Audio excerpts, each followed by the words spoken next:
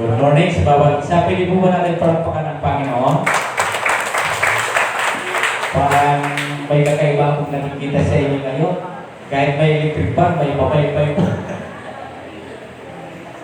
Di, sa totoo lang ho, iba na talaga yung klima ngayon. Kaya siguro mag-meeting na tayo na magbigay na tayo ng pagkakataon sapagkat ito ay para naman sa simbahan natin.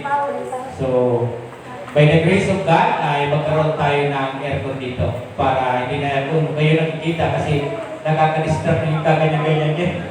Tuloy parang nakakonsensya. So, ganun pa man, ay welcome kay Sister Alapri at siya ngayon ay narito ng kapili natin. So, yung lagi po natin pinapanalangin. Sister Alapri, galing po siya na Singapore natin.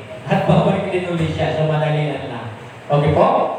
So, ngayon, good morning. At sa lahat ng mga sumusubaybay sa atin, ay welcome sa patuloy po ninyong pagtuto o pagsubaybay sa gawain ng ating Panginoon. Na naway ang Panginoon ay patuloy kumilos sa ating lahat. Amen po? So, today, ang month of John. So, yung ating topic ngayon is about the church. Okay, yung ating pag-aralan ngayon ay tungkol sa simbahan. Tama po? So, ngayon ay focus po tayo dito sa simbahan na ating tinutukoy. Okay po? So, halinaway ay bigyan ko po ng pagkakataon itong pag-aaral natin yung kahalagahan at yung kaayusan ng ating sambahan. Amen po? So, thankfully na ating nalidiscuss ito ngayon sapagkat lahat tayo ay pumapaybay. Tawa po ano? So, sige. So, last Sunday, wala po ako rito kasi pumunta po ako ng La Union sapagkat mayroong anniversary po doon kaya na-invite po kami na tumungo doon sa La Union. Okay? So, once again, yung ating pag-aaral ngayon is the importance and the message of Jesus Christ in every church in our current time. Okay? So, ano ba talaga yung kahalagahan ng simbahan at ano yung mensahe na gustong ipaabot sa atin ng Panginoon? Okay? So, nowadays, inyong mapapansin mga kapatid, kung napupuno pa ba yung simbahan o umiiwas yung tao, nagkukulang na talaga yung simbahan. Di ba? Tayo mismo yung makasasagot sapagkat ako po'y naniniwala sa isang tao. Ang isang tao makadiyos at palasamba, lagi talaga siya nagsasamba.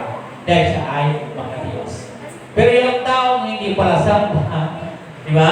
Yung wala talaga sa kanyang puso na yun, wala halaga sa kanya yun. Even the message of Jesus Christ, sometimes, hindi natin iniisip kung mahalaga pa ba talaga yan sa ating hindi. Okay? That's why, mga kapatid, sa araw na ito, gusto ko po man yung itakil sa atin ngayon yung about the building. Sapagkat, mayroon pong 3 symbols of church. Okay? Ang tatlong simbolo, mga kapatid, ay kumakatawan po sa katawan ni Kristo. Ang sabi niya, gigibain ko sa tatlong araw ang timplong ito at tatlong araw din ay siya ay muli at tatlong araw niya muli itatayo. Ibig sabihin niyo, tinutukoy niya ang kanyang katawan. Kaya nagagalit po yung mga tao, no? Ang tagal-tagal namin ito tinayo. Inayos namin ito nila Herodes, pinaganda namin to. Tapos sa tatlong araw naman, sa tatlong araw yung muling ibabalik. Nagtataka sila sapagkat bakit ganun yung kanyang salita. Ang tinutukoy doon ng ating Panginoon ay ang kanyang sarili.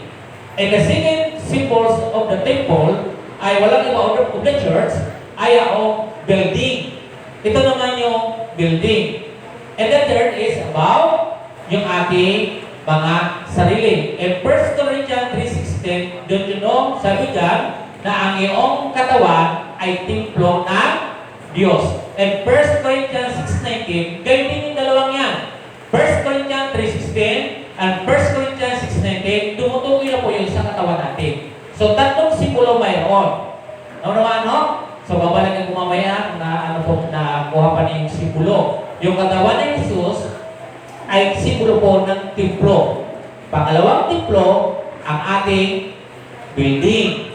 Pangatlong templo ay ang ating katawan. So, tatlong simbolo ang templo ng ating nabanggit. Okay?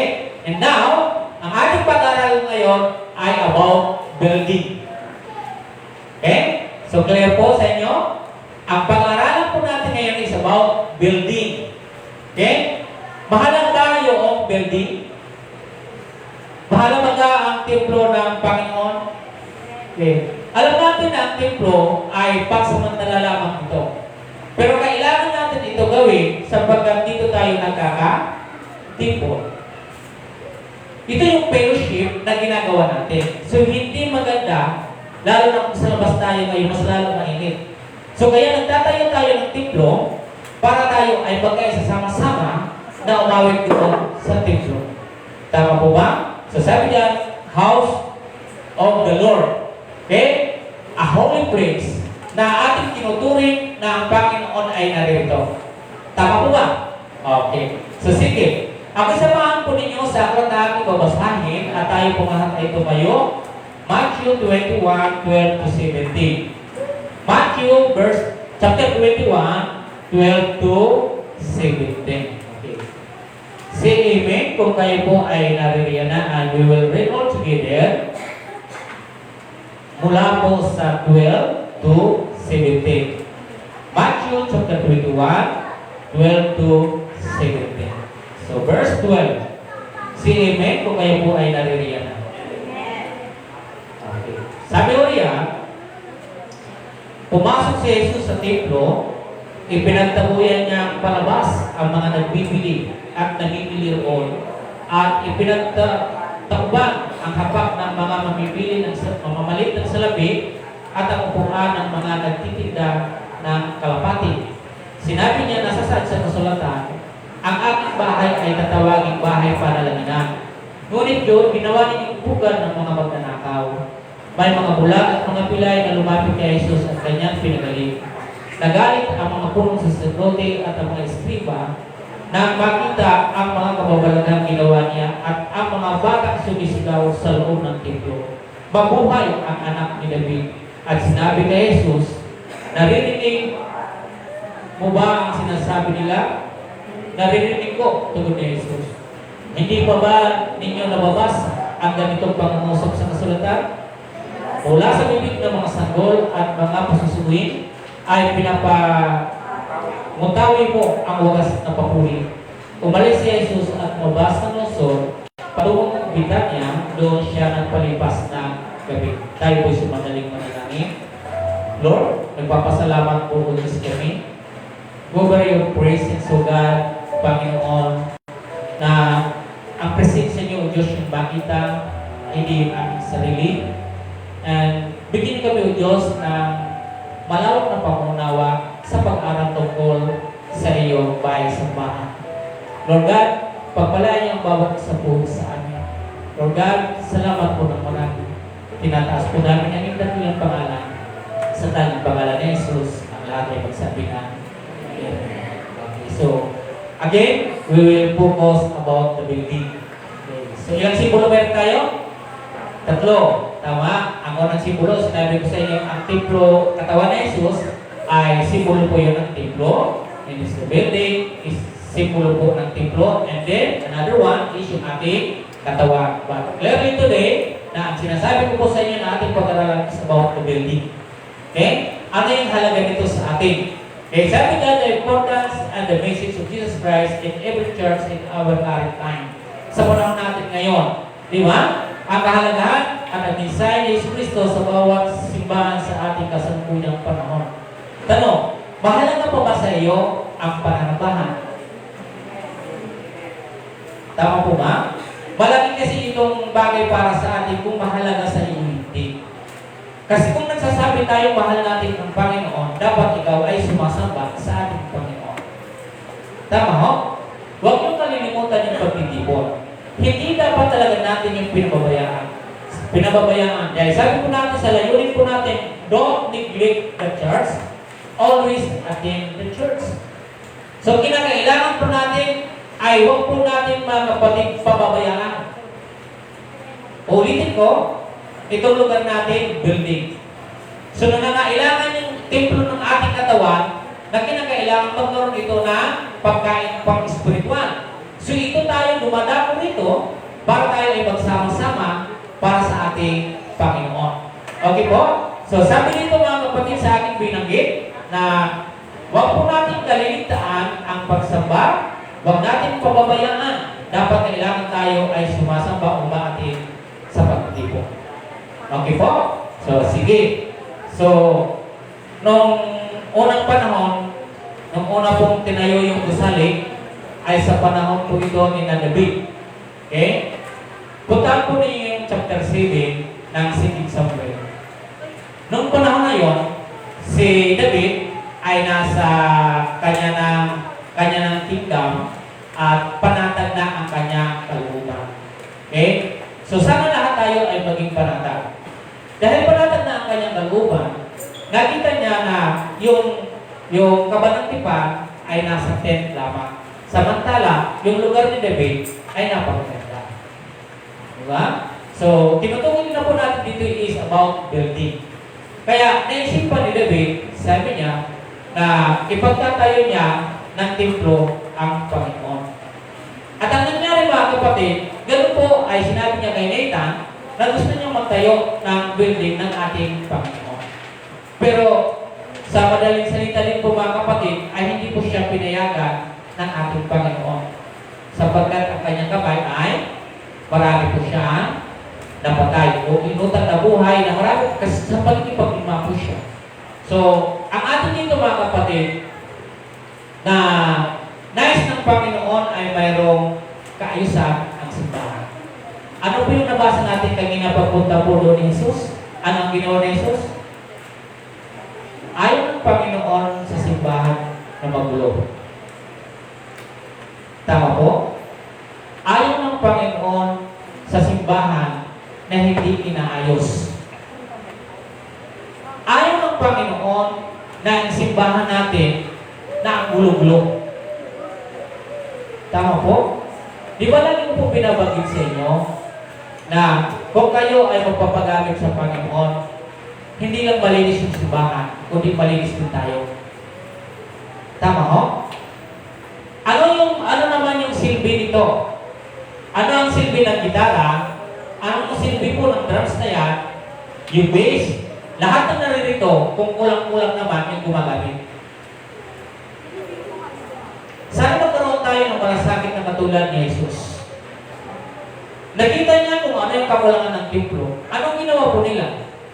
Ano yung mga paninda? Namamalit ng mga salapi? Hindi na po matatawag na bahay panalanginan ang simbahan. Dito mga kapatid sa ating simbahan, tinuturing po natin ito templo ng ating Panginoon. Sorry mga kapatid.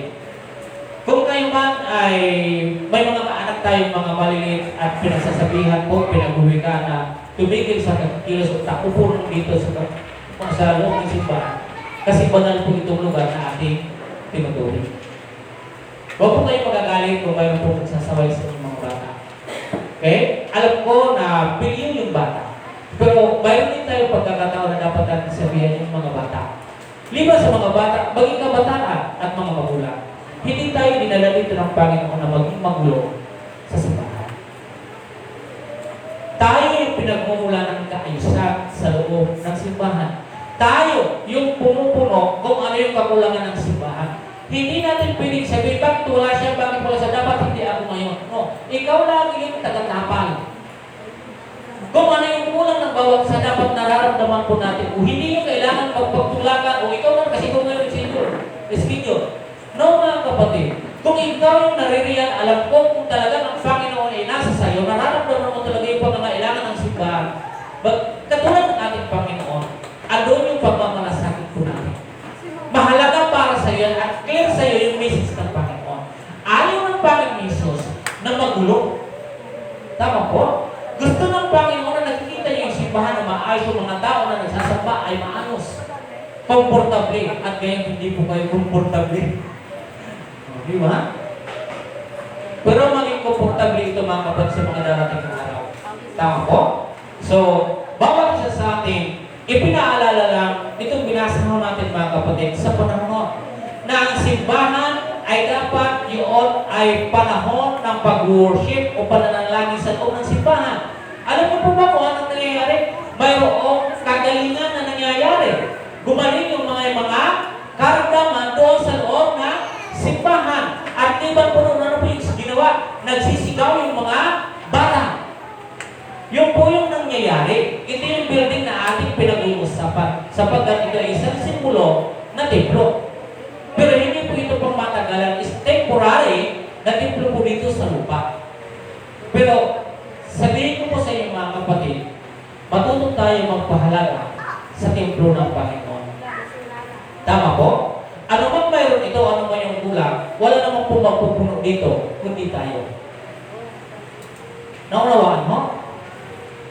Sinabi ko po sa inyo sa 2 Samuel ng chapter 7, si David, ang nakalagay po doon ay panatag. Hindi po doon nagsabi na, pag sobrang na Panginoon yung pera ko sa kita tatayuan ng templo. Pag marami na ako Panginoon stock na pera, patatayuan kita ng templo. No, ang sinabi po doon sa talata ay panatag mo si David. Pili ka maging panatag sa buhay mo kahit hindi pa talaga naabot mo yung gusto mo. At ganoon yung nangyari na isipan ni David dahil panatag naman siya. Ang ginawa niya, naisip niya, pinatawag na si Nathan na gusto ko magpatayo ng templo ng Diyos. Mahal ba natin ang Panginoon? Di po ba? Hindi lang kayo, hindi lang ako dito dapat yung nagmamalasakit. Tayo lahat dito ay nagmamalasakit. Nakikita natin kung ano yung kakulangan. Nakikita natin kung ano yung mga dapat natin gawin. Hindi nyo kailangan na magtanim ng galit bakit kulang ito. Hindi ganun. Ikaw dahil nakakita niya, kung mayroong mga bagay na pili natin gawin, magtutulungan tayo. Di po ba? Tingnan nyo mga kapatid ngayon, ang dami kong napunta ng simbahan, ang angal, walang pundo ang simbahan. Lahat ng angal ay laging walang pundo yung simbahan. Pero isang maliit na bagay mga kapatid, sa paunti-unti magkakatipon tayo para sa Panginoon. Di po ba? So, sa panahon na ito mga kapatid, sabi dyan, pagkakas natin ang gusali ng unang templo. Sabi dyan, naisip ni David na magtayo ng templo para sa Diyos. At ang nagpatuloy po nito ay walang iba kundi ang kanyang anak na si Solomon. Tandaan po niyo yung aking binabagit ay hindi lang po madali magsalita. Binabagalan ko para maintindihan natin. Kaya lang, nang naisipan ni David na magpatayo at sinabi ng Panginoon, hindi ka ang magtatayo ng ating tahanan. Okay? Ano na lang po yung ginawa ni David? Ang ginawa na lang po ni David, ipaghanda ang lahat ng mga gagamitin doon sa templo. At sino ngayon yung magtatayo? Ang kanyang anak na walang iba, kundi ang pangalan ay si Solomon. So clear? Yan yung unang templo. Kaya yan yung unang templo at sinabi nga ng Panginoon sa panahon ni David ay talaga maghanap na magbibigay talaga ang Panginoon ng tamang lugar para sa kanya. Okay? So di ba? Tapos doon, at ang anganyo nito ay bahay ay hango doon sa tabernakulo. Mayroon po siya naglalaman ng isang banal na lugar, bahagi nito ay pinaghihiwalay ng isang bilog. Okay? Or tabing. So kung ano yung templo na pinagawa po ni Solomon, hango po yun sa tabernacle. May Holy of Holies na nakalagay po yun doon. Okay? So, then, ang kasaysayan ng templo, mga kapatid ni David, ang kabanang tipan ay dinala doon. Nung magawa po yung templo, sinusurkat-surkat ko na lang po ito ha. Mababasa niyo po itong aking sinasalita dito sa ikalawang Samuel. Basta sa buhay ni David, mababasa niyo ito doon. So, nung pinatayo at natapos po ito, ay itinilaga ito ni Solomon. Ito yung kasaysayan ng unang templo. Ang gumawa po noon, ang plano nun si David, at ang gumawa, ang patuloy ay walang iba kundi si Solomon. At natapos niya nga po itoong templo. Okay? So, ang templo ito ay nagpatuloy. Ngunit dumating yung araw, mayroon pong isang hari mula sa Egypto, si Sisa, ay ang ginawa niya po dito mga kapatid sa templo na pinatayo ni Solomon, ay nangyari ay kinuha niya dito yung kayamanan sa loob ng templo. At dumating yung panahon, mga kapatid, na hinalubhog ni Nabucodonosor, winasak ni Nabucodonosor yung templo. So, ibig sabihin, sa mga tuwid, wala na yung unang templo.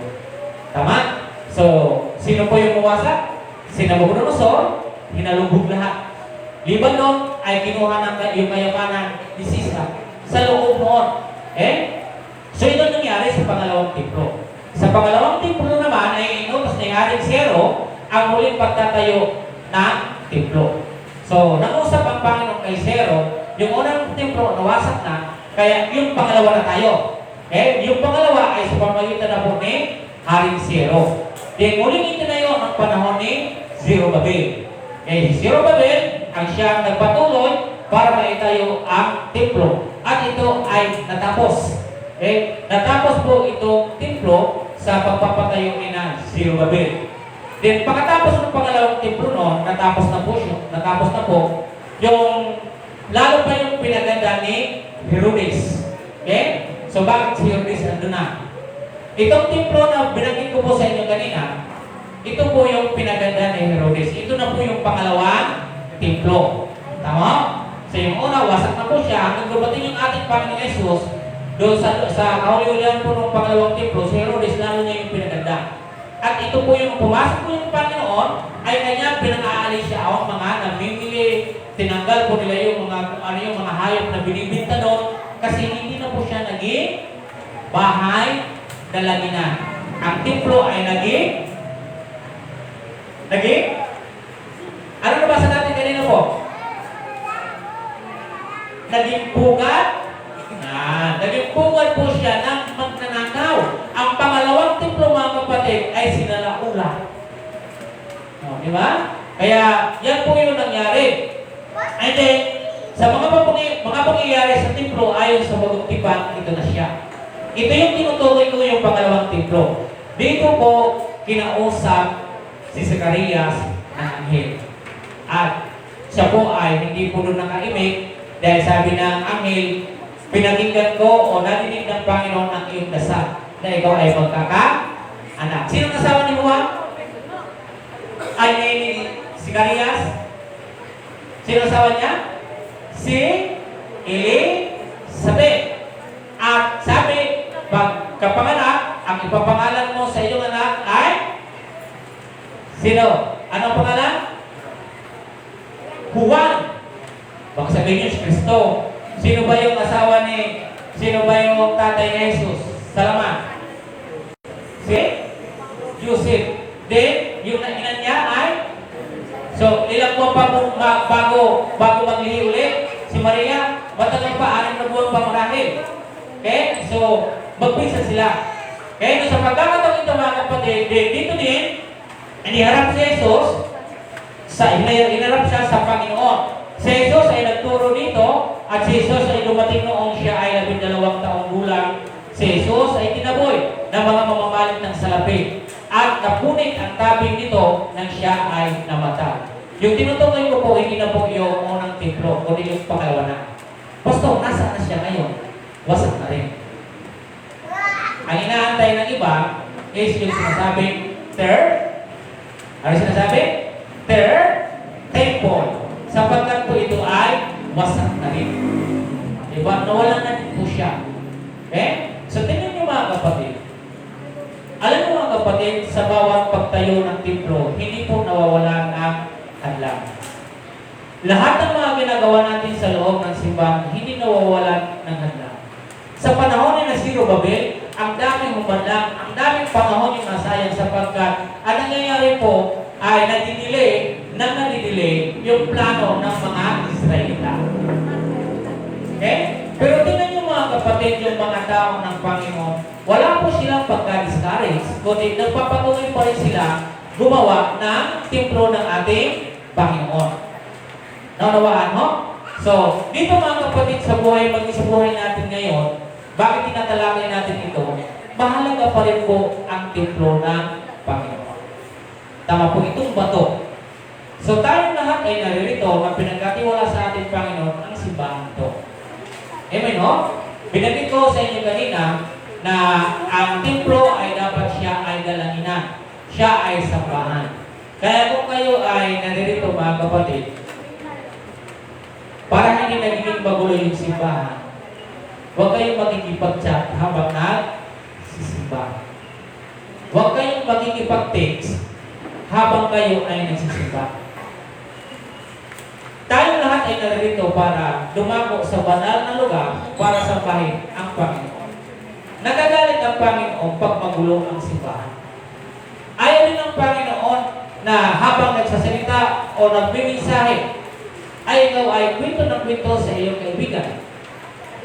Na parang tayong plaza, na may nagsasalita, nagkikwento ka rin, kaya ang Panginoon na yun, nag-i-push siya eh. Di ba? Pinagtatanggal niya yun, yung mga lahat ng nanaroon sa templo sapagkat hindi na maganda tingnan. Hindi na bahay-sambahan, kundi pugad na nanakaw. Ginawang palengke yung loob ng simbahan.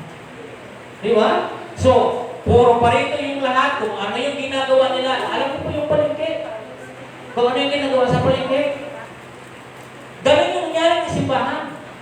Kaya dito sa ating mga kapatid, laging tatandaan. May simbahan tayo na dapat natin pangalagaan. May simbahan tayo na dapat natin mahalin. Mapalad din po tayo mga kapatid. Ikikwento ko sa iyo mga kapatid, mapalad din tayo. Sapagkat yung simbahan natin, hindi tayo nangungupahan. Pero yung ibang simbahan mga kapatid, tingnan niyo mga kapatid, sa namin po nangungupahan. After ng pandemic, ano po yung lahat na nangyari po sa lahat ng mga upahan? Lukas pa ba hanggang ngayon? Sana na. May isasabi po natin, mapalad at binigyan tayo ng Panginoon dito. Ang gagawin na lang natin is paano ba natin pupunuan, paano natin i-debate, paano tayo magiging komportable sa loob ng simbahan. Di po ba? Kaya sabi ni David, panatag naman siya. Di ba? Sa aking buhay, panatag naman din ako, ano yung kaya kong gawin? Para mapunuan natin ano ba yung kulang ng ating simbahan, lalo pa natin maiayos upang magustuhan ng ating Panginoon. Tama ho? At maging komportable tayo lahat. Tulad nito ngayon. Pinapawisan ba kayo? Pare-parehas tayo. So, kung ako ay mayroong iniisip na kasagutan, sana may iniisip din kayo kasagutan. May iniisip ba kayo kasagutan? Ako mayroon, ibinta ang simbahan. Hindi. Simpleng bagay na dapat na natin gawin. Di ba? Kung yun yung hinahanap ng Panginoon sa kayusa, magagawa naman din natin yun. Lahat ng pupiling magagawa natin, gagawa natin para naman din sa kaluwalhatian ng ating Panginoon. Tama ho? So, sige, tuloy tayo. Apat na bagay yung ating pag-aralan. What is the clear message and importance of the church in our current time? So, ano yung mensahe niya? Ano yung importanteng bagay na gustong ipaabot sa atin ng ating Panginoon? Number one, kapatid, sabi niya, the importance of the temple of God is a place to pray and worship Him. Okay? Tayo ngayon ay naririto dito para magdaos tayo ng pagsamba. Magdaos tayo para manalangin. Tama po? Hindi po tayo ngayon naririto sa ating simbahan na kung ano yung ating iniisip. Tama po? Andito ka ngayon, again, mag-concentrate ka sa ginagawa mo sa Diyos. Huwag ka ngayon mag-concentrate doon sa mga plano niyong gagawin sa trabaho niyo. Tama po? Andito kayo ngayon, andito ako ngayon, para sambahin at manalangin sa Diyos. Kaya kung ano ba yung sumasagi ngayon sa isip ninyo, kung ano-ano man yan, na importante sa bagay, mga buhay ninyo, mas importante po yung araw na ito. Sapagkat ang araw ng bukas, sa Panginoon pa rin yung kung ibibigay sa iyo, hindi. Tama po ba? Oh. Kaya sa atin ngayon, sa araw na ito, ang lugar na ito ay ating bahay panambahan, bahay panalangin. Okay? So, anong sabi po dito sa ating mga kapatid? Sa Matthew 18:20, this is true. Because if 2 or 3 people come together in my name, I am there with them. So, 2 or 3. So, tayo ngayon, ilan tayo? Di ba? So, more than 3 tayo. So, naniniwala kayo ng Panginoon ay naririto? So, bakit kayo nagsiselfone? O bakit kayo nagkikwentuhan? Di ba? So, ito yung isang bagay na gusto ko pong iklaro sa bawat isa, nag-clear sa atin yung message ng Panginoon. Dahil yung pagpunta po ng Panginoon, busy po siya para pagtanggalin yung lahat ng mga bagay na nakatiwangwa sa loob ng kanyang simbahan. Dito mga mga kapatid, pumunta tayo dito para umupo na lang tayo at para makinig. Amen po ba? Pero tingnan niyo po yung Panginoon, hindi po siya nakapag-concept ng maayos. Bakit ganito yung simbahan? Bakit ganito? Bakit po na? Gulo-gulo. Di ba?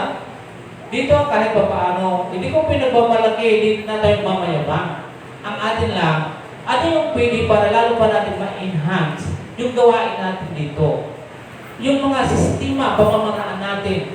Kahapon, nung pumunta pa ako dito ng hapon, sabi ko, ang linis dito Pumasok ako doon. Sabi ko, malinis talaga. Kasi diyan, sorry kasi marami lang kalat. Ang pangit tingnan, after ng church, iwan na lang natin ang lahat. Kahit may nakikita tayo ng mga pinababayaan natin, parang hindi tayo taga-church. Kahapon, nung tingin ko po dyan, ang linis sa loob. Ang ganda tingnan na malinis, yung loob. O, di ba? So, kasi, lagi po sa akin, hindi kinakot sabi ko na si Sumita, na ang aking talaga, gusto ko pag aalis kayo, lalo na dyan sa typical na yan, gusto ko malinis. Kasi, ginamit nyo yan na malinis, pag alis nyo, dapat ay malinis. Ngayon mga kapatid, pag ginamit natin ang simba na malinis tayo pumasok, dapat aalis din tayo na malinis din ang ating simbahan. Tama po ba? Hindi sa ayaw kong magmap, hindi sa ayaw kong maglinis. Ang akin ang malagay sa isip natin na gusto ng Panginoon na laging malinis. Pag ano yung isipan natin, mga kapatid, sasabihin ko sa inyo, maging sarili ninyo, sasabihin nyo dapat maging malinis din ako. Sapagkat yun po ay nagre-reflect yun sa ating ginagawa. Tama po? Kung ano yung nakikita natin sa bahan ng malinis, pati yung sarili mo, magsisikap ka na maging malinis ka rin. At magiging maayos ka rin. Tama ho? O, ano ba yung sinabi dito mga kapatid? Sa talata na ito mga kapatid, even mga kapatid sa Acts 3, chapter 3, verses 1 and 10, sa panahon po ito ni na Pedro. Di ba? Si na Pedro tungo na doon kasapagat 3 p.m. ay magkakaroon na sila ng pagdadasal doon sa templo. Dahil ko po ito dito sa inyo mga kapatid. Wala naman sa loob ng simbahan niyo o pilay. Siya ay nasa labas. Ang kanyang concentration, yung kanyang focus mga kapatid, ay makakuha ng pera. Kasi kung andun po siya, dapat andun siya sa loob ng simbahan. Dahil yung mga oras na yun, nung pagpunta po nila Pedro po doon, pupunta sila at para manalangin sa simba doon sa building. Diba? Kaya yung panahon na yung mga kapatid, ang sinabi po nila, wala kaming pila at wala kaming ano po? Wala ginto at walang pila. Pero sa pangalan ni Jesus, mayroon kami. Diba? So yung lumpo na yun, kung hindi po siya interesado kung ano ang mayroon sa loob, ang interesado po siya kung ano yung ibibigay ng tao sa kanya. Kaya lang, sa pagkakataon na yun, dadaanan po siya ni Pedro. Wala kami pera. Wala kami bilang, wala kami ginto. Pero pangalan ni Jesus, dala namin. Di po ba? Sa panahon po niya, nasa aklat po na ito mga kapatid, na sa Samuel 1:9-18, ito naman mga kapatid, ito naman ay panahon ni Hannah. Every year, pumupunta po sila doon para magpagtipan sa Panginoon. Dahil siya po ay wala po siya anak. Wala po siyang kakayanan na para siya ay manganak. So pumunta po siya doon at nagnalangin po siya doon sa templo na yon. Subalit, pinuntahan po siya ni Eli, sabi niya, tumayo ka diyang baklasing ka. Pero sabi niya na, hindi po ako lasing, alas-ibig ko lang ngayon, narito po ako para manalangin sa Panginoon. Para pagkaloob sa akin ng Panginoon yung aking kahilingan. Ganon po ka-importante po yung templo. Ganon po ka-importante yung building. Di ba? So, mahalaga yung building. Sa panahon ni David, napakahalaga yun. Sa panahon ni Solomon ay napakahalaga yun. Maging yung pagtayo sa pangalawa, napakahalaga yun. Although na maraming umahadlang. Di ba? Bagay sa panahon ni Nehemiah, nung nasira po yung wall ng Jerusalem, mapapansin niyo ang daming hadlang, daming mga taong against. Sana dito sa loob ng simbahan. Ano man yung plano natin dito sa simbahan, huwag tayo isa na nagiging against sa mga ginagawa natin dito. Kung yun naman ay kabubuti ng simbahan, bakit naman natin di gawin? Kung yun naman ay para sa lahat, bakit naman natin gawin? Kasi alam ko, kung magpaplano tayo, wala naman siguro masamang paplanuhin natin yung simbahan ng masama. Nagpaplano tayo dito para sa kaayusan ng lahat. Tama ho? Okay. So, doon siya na mga kapatid, sa panahon ngayon, sa pananalangin, nanalangin siya doon sa kanilang taon-taon na pagpupunta nila doon. Nanalangin sila, at subalit, sabi ni Sir Rito Ili, bakalasin ka. Pero hindi. Na ganun kahalaga, yung lugar, mga kapatid, na tinutukoy ko. Kaya sabi ng Panginoon, tanggalin niyo ito dito lahat, ayaw ko ng magulo. Itong lugar na ito ay hindi pugad ng magnanakaw, ito ay bahay dala. Kaya tingnan niyo mga kapatid, yung ginawa po ni Hana, ni na Pedro, mga kapatid, napakahalaga na tayo ay pumupunta na simbahan. Tama po? Sana mahalaga ito. Ako mayroon akong ibang nakikita, lalo na pagsakay ako sa jeep. Pag dumadaan ng simbahan, anong sign nila? Diba? Kayo po may nakita ng simbahan. Simbahan ito. Diba? So dapat mahalaga para sa atin yun. Okay. Pangalawa, mga kapatid. Pangalawa, ano mga kapatid yung kahalagahan pa ng templo para sa atin? Ito ay upang palakasin ang bawat isa at magkaroon ng kagalingan. Tulad ng nagamit ko sa inyo kanina. Noong panahon ngayon, nasa loob ng templo, ano po yung nangyari sa may sakit? Sila ay nagsigaling. Mayroong mga karamdaman. Alam ko sa inyo dito mga kapatid, ang iba ay physically mga kapatid ay malusog, pero sometimes, may mga tinatagaw tayo ng problema na yun ay very pain. Di ba? May mga pain tayo na dinadala na marahil maitatago niyo yun, pero kayo mismo yung nakakaalam. Sakit sa inyong kapatid, di ba? Pain doon sa iyong kaibigan, pain sa inyong mga anak, di ba? Pain sa iyong asawa. Pero ang Panginoon, sa oras na ito, ay gusto niya na bumalik tayo. Tama po? Dahil yung kanyang paglilinis doon, mga kapatid, ay pati yun ng pagpapagaling. Kung ikaw ngayon ay narinito sa simbahan, mga kapatid, narinito ka, para ikaw ay pagalingin ng ating Panginoon. Tama po? Ano ang sinabi po dito sa ating mga kapatid sa Hebreo 10:24-25? Let us think about each other and help each other to show love, do good deeds. And in 25, you should not stay away from the church meetings, as some are doing, but you should meet together and encourage each other. Do this even more as you see the day coming or approaching. Diba? So, huwag ninyong kaliligtaan ang pagdalo ng pananampalataya. Tama. Concern pa tayo, hindi dapat tayo yung tipong mga Kristiyano na para-absent. Hindi ganon. Yung, huwag po natin kalilimutan nyo. Dahil sabi ng Biblia, na kinakailangan, huwag nyo kaliligtaan ang pagkakatipon. Basta mo dyan sa ating binasa. Let us encourage one another. Ang pagdala ng pananambahan ay nagpapalakasan sa bawat isa. Tama ho? Kaya ang timpong ito mga kapatid, narito tayo ngayon para pag-isahin dito. Magkaroon ng fellowship. Magsama-sama at kung sino yung mahina ay mapalakas. Ito yung trabaho ng templo para tayo ipagsama-samahin dito. Tama ho?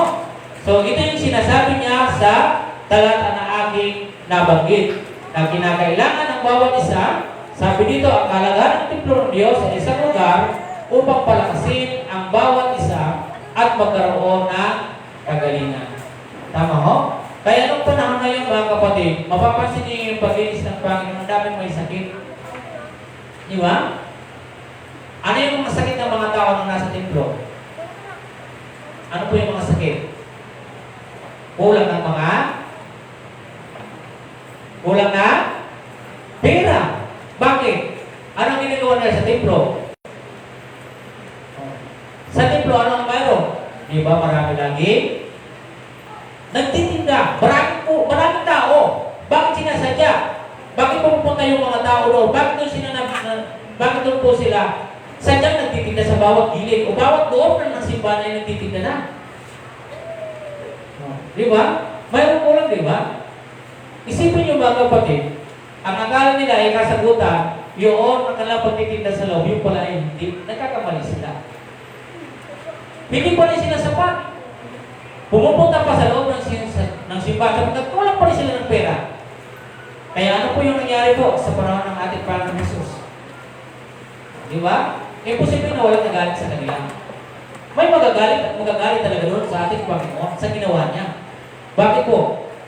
Yung pinagawalan niya doon, lahat ng mga naroon at kanyang pinagtutumba na doon, mahalaga yun. Pero wala doon pakialam ang Panginoon. Ang mahalaga doon, dapat yung simbahan ay dapat tawaging bahay dalangin. Huwag kayong pupunta dito na mayroong big-big na mga isyo. Di ba? Dadalhin nyo dito sa simbahan, nakatulad dito, oh, brad, dito pa tayo mag-uusap ng business natin. Di ba? Dito na lang siguro sa gilid. Huwag dito. Di ba? So, yung mga business, may mga simbahan ngayon, pinapasok na ng mga networking. Ang dami nang pumapasok. Isipin nyo, kahit sa pagsasalita, active na mo, mayroon tayo kasi mayroon po mga products para sa inyo. Huwag natin salihan yung ganon. Pagsimbahan ay simbahan para ipangaral ang salita ng Panginoon. Tama? So dito ang simbahan ay para mapalakas ang bawat isa. Okay? Pangatlo, mga kapatid, apat lang tayo. Apat lang tayo kasi mainit. Okay. So sige, the importance of God's temple is a place to express our high praise. Ang kahalagaan ng templo ng Diyos ay lugar upang ipahayag ang ating mataas na papuri. Masaya ba magpuri kanina? Naramdaman po ba ninyo? Habang kinakanta natin yung awiting makalangit. Diba? So, ang Panginoon, ang gusto niya mangyari sa loob ng simbahan, ay dapat nag-aawitan tayo. Anong sinabi po sa binasa natin kanina? Yung mga bata na nagsisigawan. Bakit kaya sinasabihan yung mga born again, mga Christian, evangelical? Ang iingay nyo! Bakit kaya? Palagay nyo mali yung ginagawa natin. Hindi mali yung ginagawa natin. May masaya ba na malungkot? May nagdidiriwang ba na ano yung magdiriwang? Magdidiriwang ba na ganito ko lang? Masaya ka. Ang saya-saya mo na. Hindi ka nga kuminginti pa tapos sabihin, ang saya-saya mo. Di ba? Marami na bakit ang iingay nyo, bakit ganito yun? Bibili ka niyo mga kapatid, mapapansin po natin mamaya. Ang sabi nga dito ng awitan, sabi po ng Biblia, lahat ng instrumento, lahat ng magagamit nyo gawin ninyo, mag-ingay kayo para sa akin. O anong ginawa nun? Nagagalit yung mga saserdote sa ating pinasa kanina Kasi nag-iingay na yung mga bata. Dahil sa ginawa ng Panginoon ng kababalaghan.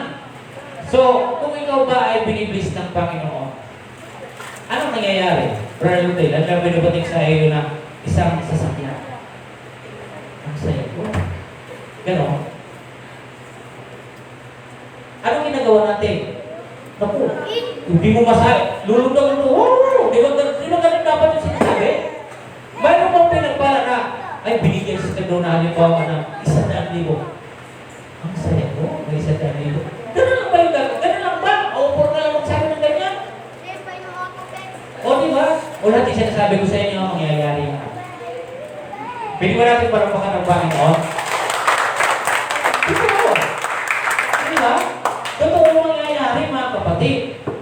May power kasi yung tangpong natin, yung ating mga lips, yung digan natin. O di ba? Kaya dito mga kapatid, pag ang simbahan, andito tayo para magsama-sama tayo. Pasayahin, pasiglahin yung bawat isa. Sino yung kumanta sa inyo kanina, praise po tayo. Ganyan lang. Di ba? Okay lang sana kung worship gusto yun. Di ba? Kahit hindi ka magpala. Pero pag mabilisan po yung kanta, ano dapat ginagawa natin? Dapat mabilisan, hindi dapat sumasabay tayo sa kanta. Gawin yung nagagalang sa Panginoon. Hindi yung gaganyan-ganyan ka lang. Yung katabi mo, pawis na katatalong ng sayaw. Ikaw ba yung ganyan ka lang? Ano ba yan? Pero ang saya niya, sa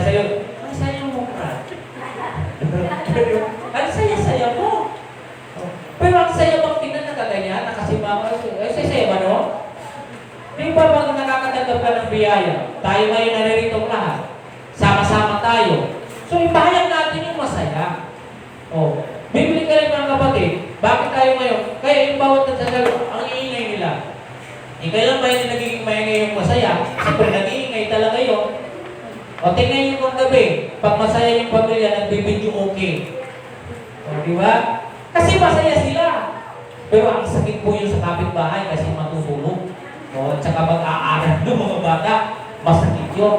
May tamang panahon ng pa-ingay. O, di ba?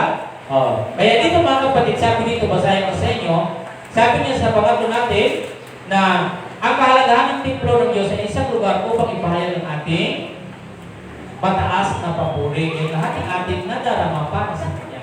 Kaya huwag niyong sayangin na pagpunta niyo ng simbahan, hindi man lamang ninyo pinalampakan ng Panginoon sa nangyayari sa inyo, na uwi kayo, bakit man nagigilado? Hindi ko malaman na parampakan ng Panginoon sa ginawa niya sa akin. Dapat excited ka nga papalampakan ka na, sisigaw sa Lord, salamat, salamat, salamat. Diba? Kaya tanda nito, ito yung kahalagahan ng templo. Kung bakit tayo ay nagsasama-sama para to encourage one another.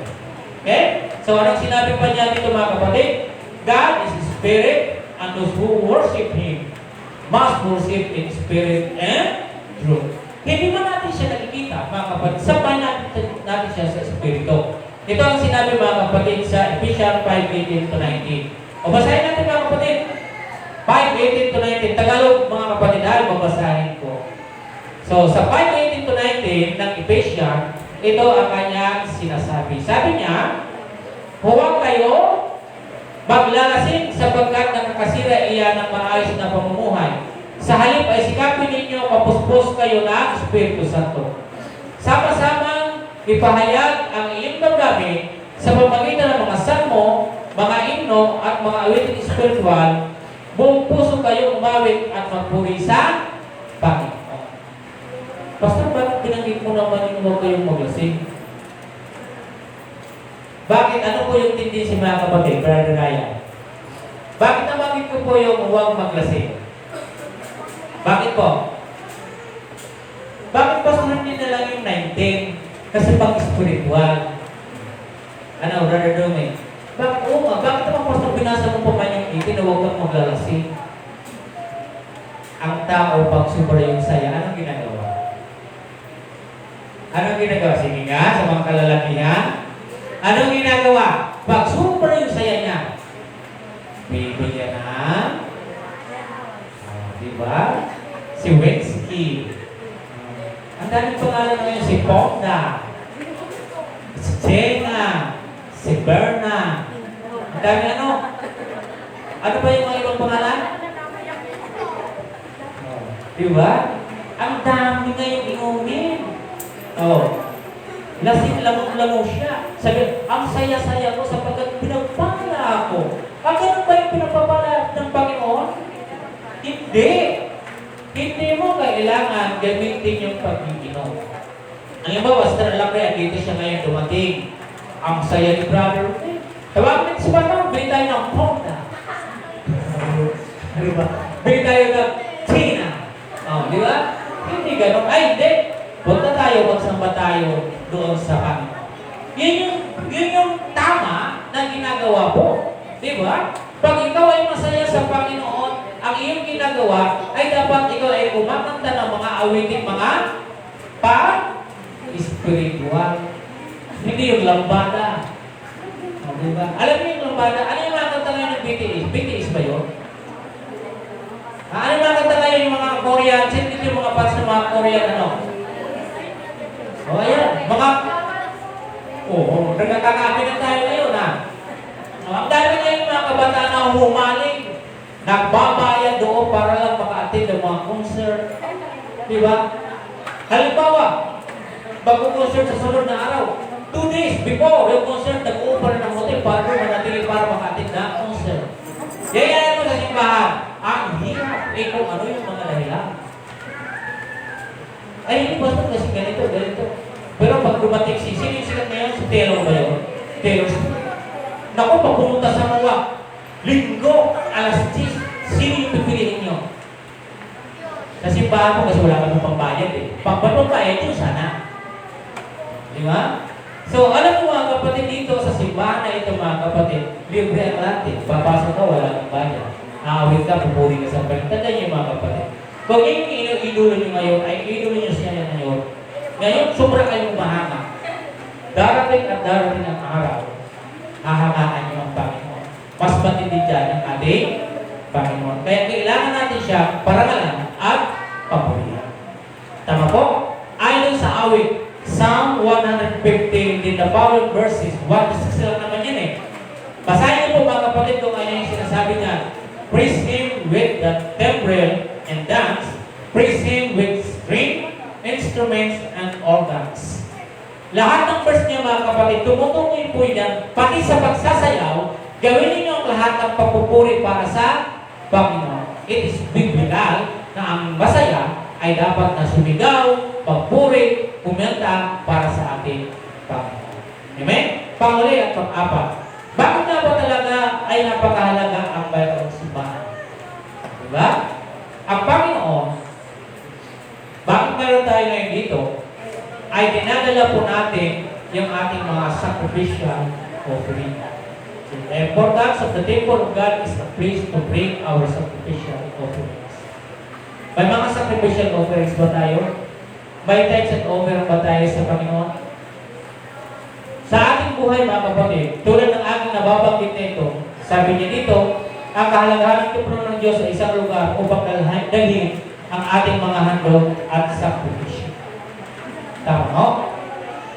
Liban mga kapatid, bahagi po sa pagsama sa Panginoon yung pagbibigay para sa Kanya. Tama po? Basahin po natin sa talata na aking babanggitin. Lucas chapter 20 verse 1. Grabe, tumutulong yung aking pawis. Kayo, tumutulong eh. Parang parehas tayo. Parang may napaplano na tayo ngayon. Ay, nako. Alam niyo ba kapatid, yung init ko ngayon, kahit umulan po, after po ng ulan, gano'n naman din po rin yung init. Kasi patas na po yung temperatura. Hindi na po siya bababa. Kung anong panahon umaasa tayo, babalik siya ng mga 13 at 20, mahirap na po, patas na po siya. Okay?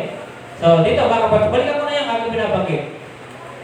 Lucas, chapter 21, 1 and 4. Nang tumayin si Jesus, nakita niya ang mayayamang naghuhulog ng kanilang kaloob sa lalagyan dito sa templo.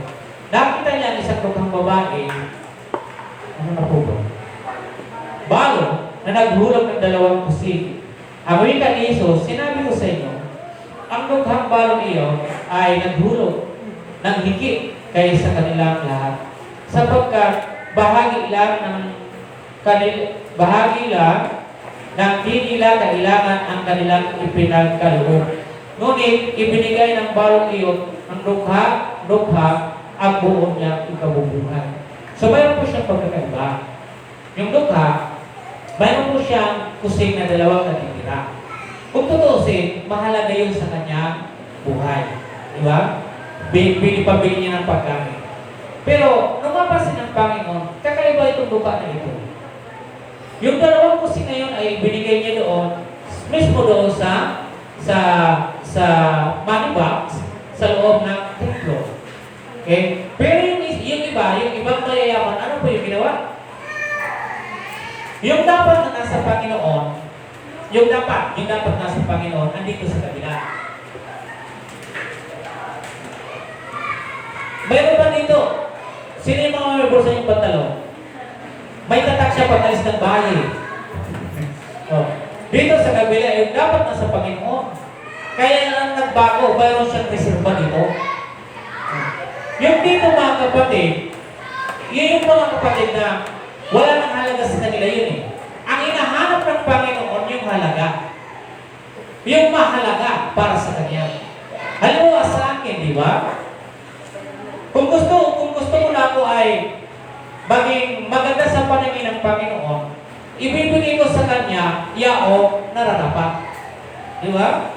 Ibinigay ko ang lukhang ito, yung lahat na nasa Kanya, ibinigay sa Panginoon. So, balit itong mga mayayaman na ito, ang kanilang ibinigay lamang ay yung mga bahagi. Anong bahagi?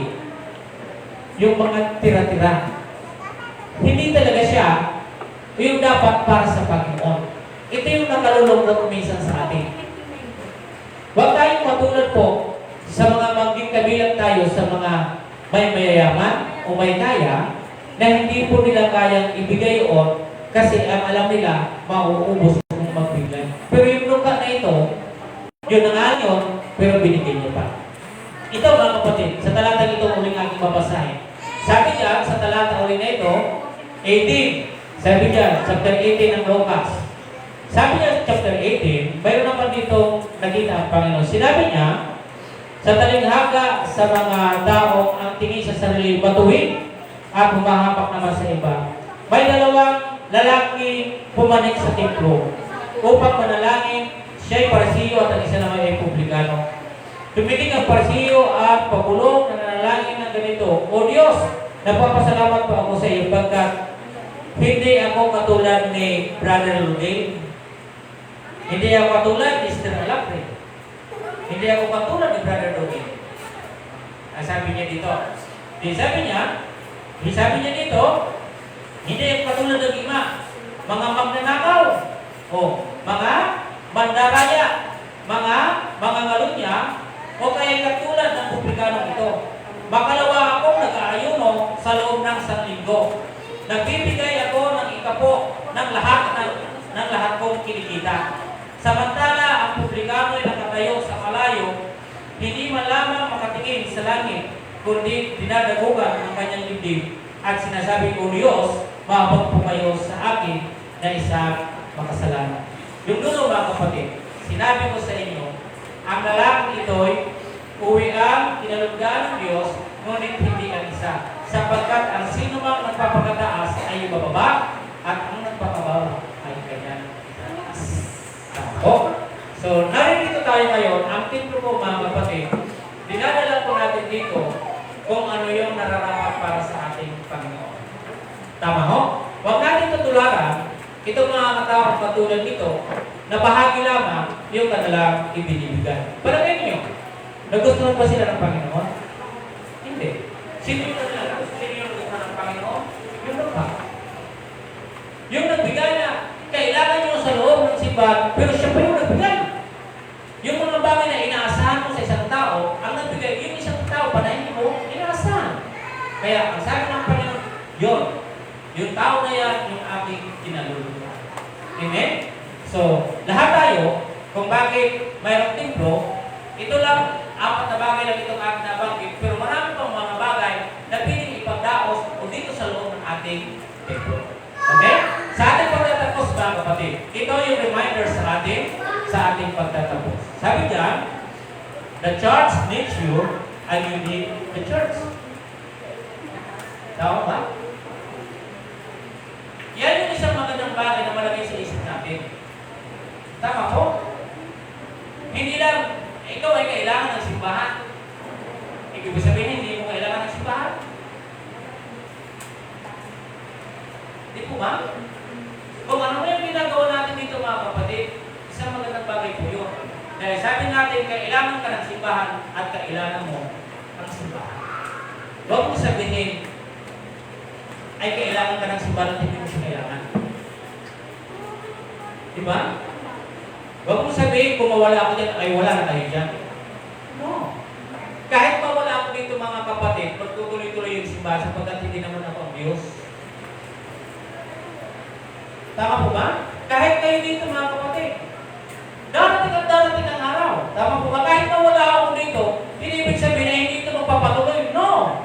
Ang dami po mga pwede po magpatuloy ng simbahan. Eh wala sino ang makapagmamataas at makapagmamayabang. Tama ho? Kaya balik tayo, lahat tayo dito mga kapatid. Huwag mong sabihin hindi mo siya kailangan.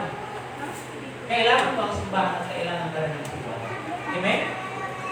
Kailangan yung simbahan?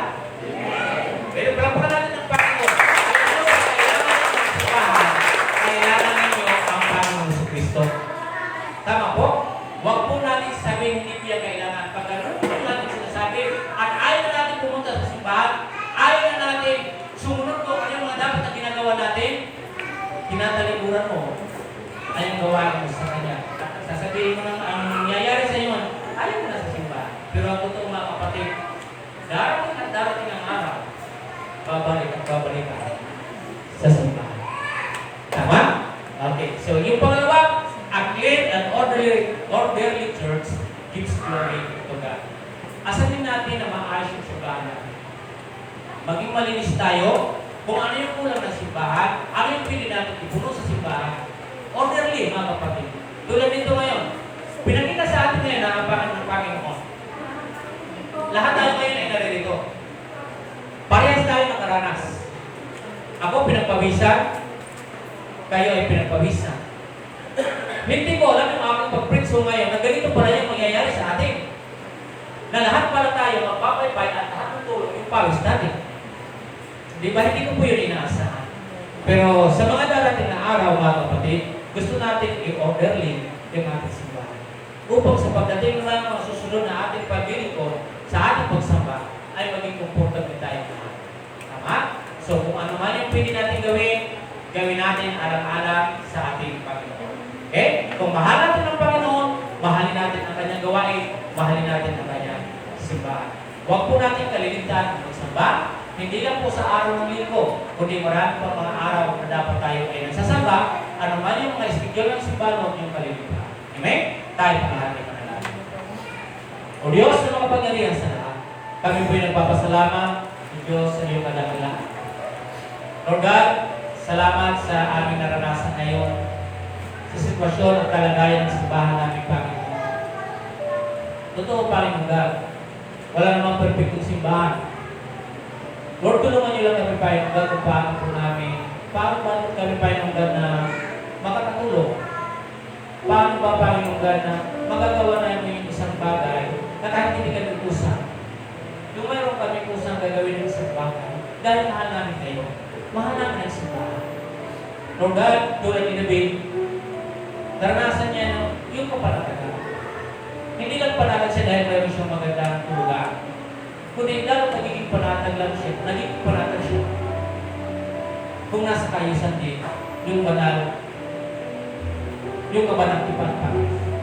Kami din, Panginoon. Na kahit malayo kami sa simbahan, iniisip din namin ko yung kalagayan. Lord God, tulungan niyo kami, O Diyos, na maging katulad ni David na mayroong pusong nagmamahal sa inyo, nagmamahal sa templo, Panginoon. Pahalagahan namin ang bawat ganitong bagay, Panginoon. Tulungan niyo, O Diyos, kami sa mga dapat po namin gawin. Lahat ng kami, Panginoon God, lahat ng namin bro, bigyan niyo ng kaalaman, karunungan, ano yung mga diskarte na pili namin gawin na maging bahagi at makatulong kami sa anong mga pangangailangan tulad kayo sa sitwasyon namin ngayon, Panginoon. Maraming po salamat. Naway, hindi lang malinis yung aming templo, malinis na rin po, Diyos, yung aming mga sarili. Pinupuri ka namin sa kayang pangalan na Jesus. Ang lahat ang sabi namin. Amen. God bless you.